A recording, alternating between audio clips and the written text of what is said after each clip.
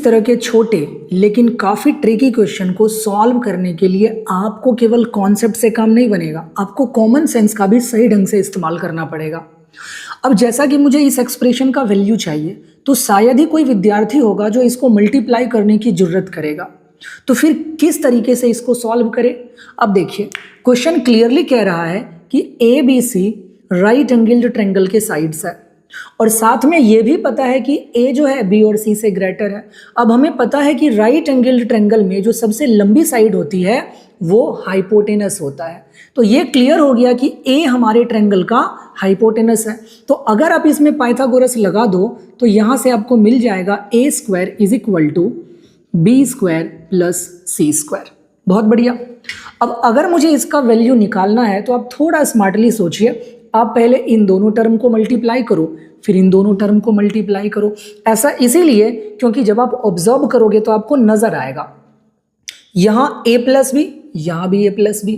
तो अब इसको इस तरीके से सोचो कि अगर मैं a प्लस बी को a मान लूँ तो ये लिखा है a plus B into a minus B. तो ये दोनों मल्टीप्लाई होकर के बनेगा a प्लस बी का होल स्क्वायर माइनस का c स्क्वायर। ठीक है जी।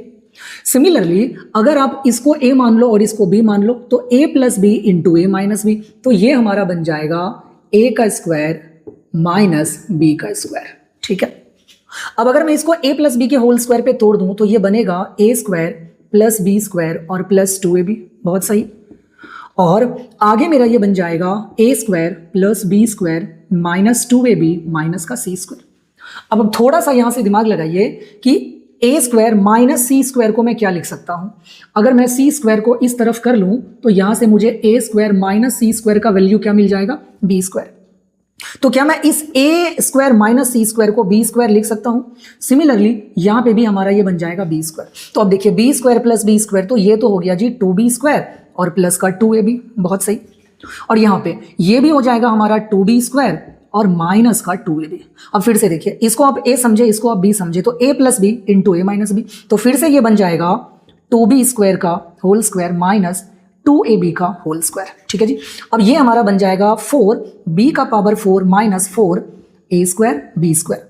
अब अगर मैं यहां से 4b स्क्वायर कॉमन कर लूं तो यहां बनेगा क्या? b square minus a square. एक काम करिए, यहां से माइनस b कॉमन कर लीजिए तो माइनस पीछे आ जाएगा और बनेगा 4b स्क्वायर और a square minus b square. अब देखिए a square minus b square को यहां से अगर मैं b स्क्वायर को इधर ले आऊं तो a square minus b square का वैल्यू अपने को c स्क्वायर मिलेगा।